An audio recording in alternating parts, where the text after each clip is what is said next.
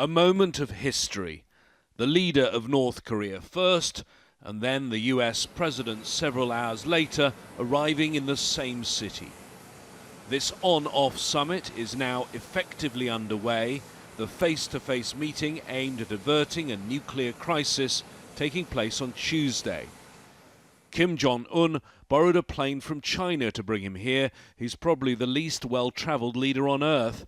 In charge of his isolated nation for 6 years, he had met no other foreign leader until this year.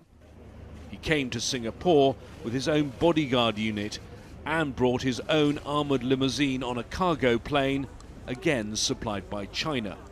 Remarkably, it's only 9 months since President Trump told the UN General Assembly he was prepared to annihilate Pyongyang. Diplomacy did finally kick in, with North Korea sending a delegation to South Korea's Winter Olympics in February.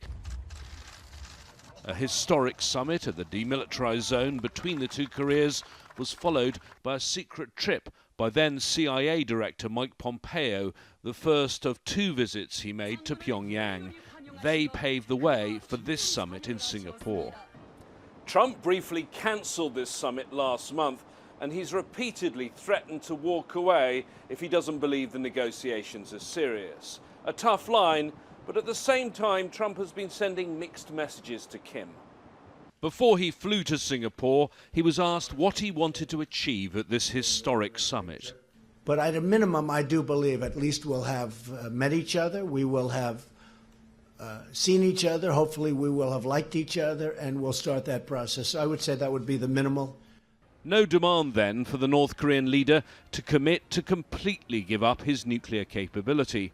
But experts say that Kim is also well aware that Trump is unpredictable and that he's coming from another summit, the G7, where he fell out with his closest allies. A meeting where the optics are positive, meaning Trump gets a handshake with Kim Jong-Un and they both go home, agreeing to some kind of nuclearization deal would go a long way domestically for President Trump, as much as it would for the chairman of the North Korean State Committee. So in all likelihood, I think the North Koreans are upbeat, but they are careful at the same time. As Kim had a brief courtesy meeting with Singapore's Prime Minister, news emerged that he was planning to leave the city just 5 hours after his meeting with Trump. That suggests there will not be lengthy substantive talks. But we shouldn't discount the idea that the North Korean side may perhaps have leaked those proposed timings as a negotiation tactic. James Bays, Al Jazeera, Singapore.